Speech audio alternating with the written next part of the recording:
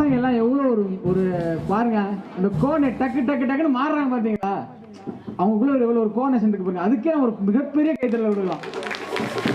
ஒரு மிஸ் ஆகல பாருங்க, டக்கு டக்கு அடுத்து யார் வரணும் இதான் அந்த கோஆர்டினேஷன். பசங்க எல்லாரும் சூப்பராக செஞ்சீங்க, ரொம்ப வாழ்த்துக்கள்ப்பா, ரொம்ப நன்றி. அது எல்லாருக்கும் கூப்பிட தான் மேலே நிற்க சொன்னேன். நன்றி. இப்போ அடுத்தது